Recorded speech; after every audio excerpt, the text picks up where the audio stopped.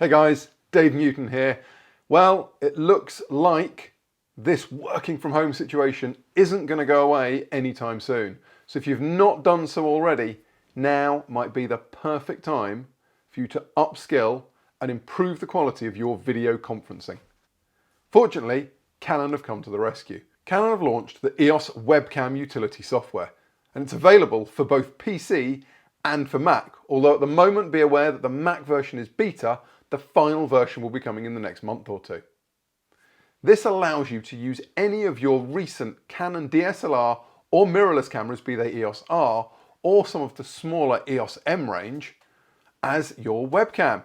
And the advantage of this should be clear. Obviously, you get the chance to use any of your lenses as well.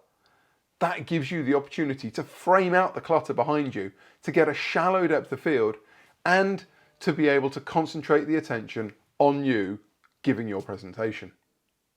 So how do you do it? Well, there are 3 steps. Firstly, you've got to get the software and install it.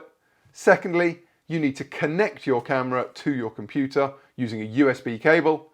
And thirdly, you need to enable EOS Webcam Utility in whichever conferencing software you want to be using. So step 1, check that your camera is compatible. The list of compatible cameras is extensive. Pretty much anything from the last couple of years will be provided, but this handy list here should tell you everything that works. If your camera is on this list, you're good to go. Next up, you're going to need a USB cable. Now, depending on what camera you've got, that might be a micro USB, it might be mini USB, or it might be USB-C. Any one of those will work. It'll just depend on which one fits into your camera. Take that cable, connect one end to your camera and the other end to your computer. And the final step, step number 3, is to go into the software that you wish to use for your video conferencing and select the EOS Webcam Utility option as your camera input. Now, where you select this will depend exactly on the software you're using, but most of them will give you the option to choose your video source. Once you've got that selected, you're good to go. Now, all of this has been recorded using my EOS R with a 35mm lens. Now, if we compare this view to the view that you get from the webcam built into my computer, we can see that the webcam really doesn't have anything in the way of the same quality. It's a much wider field of view for a start, which really isn't very flattering for me, and it shows you much more of what's going on behind me. You're probably already distracted by the plants over this shoulder, and you're wondering what the TV is over this shoulder. Not to mention the fact that I've got light behind me, and that means I've got no real control over the exposure either.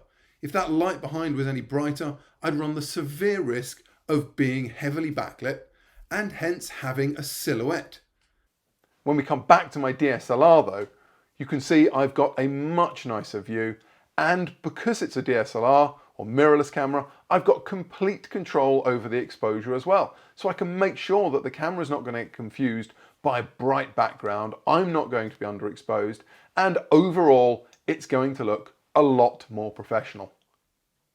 So if you've not tried the EOS Webcam Utility software yet, I recommend you give it a go.